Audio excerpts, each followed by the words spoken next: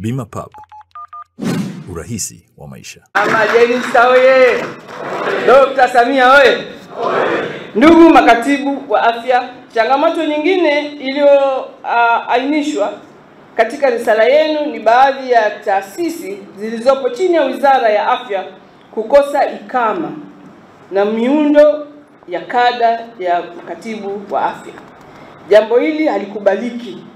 Waziri anasema jambo hili halikubaliki ikizingatiwa kwamba kada hii iliundwa ili kusimamia shughuli za uongozi na utawala katika sekta ya afya nchini.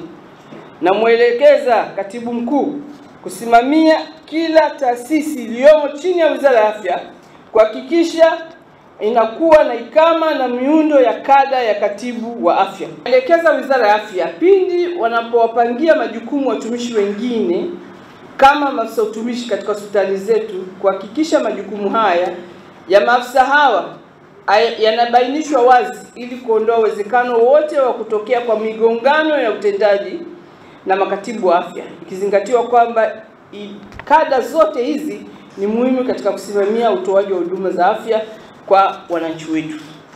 Ndugu washiriki, suala la kada hili kukosa kurugenzi pia nimelisikia na katika mikutano yenu mbalimbali, na nimetaarifiwa kwamba wizara yangu imekuwa ikiahidi kulitafutia ufumbuzi.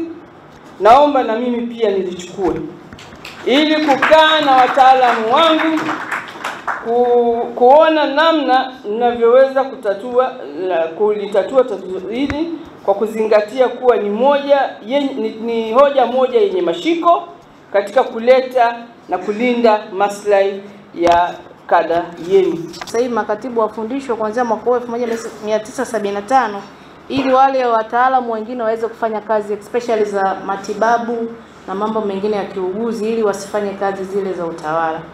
Mheshimiwa mgeni rasmi, kada hii imeendelea kukua siku hadi siku, ambapo kwa kipindi hiki wataalamu wameendelea kuzalishwa katika taasisi zingine za elimu ya juu zaidi ya Mzumbe.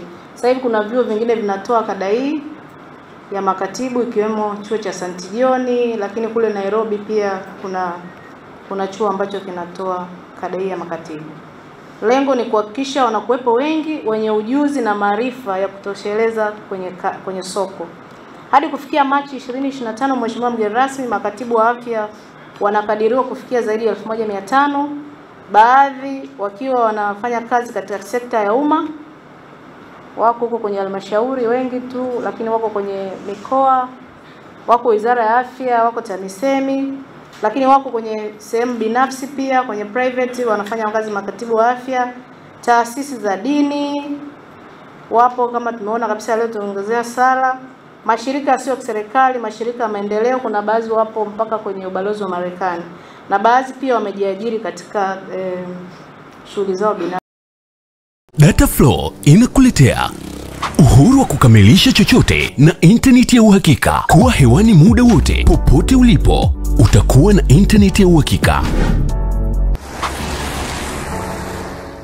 Ni salama na huunganisha kwa haraka. Ina nguvu hata sehemu zenye msongamano. Pata data mtelezo yenye kasi kwa gharama nafuu. Wasiliana nasi. Tembelea tovuti yetu www.dataflow.co.tz.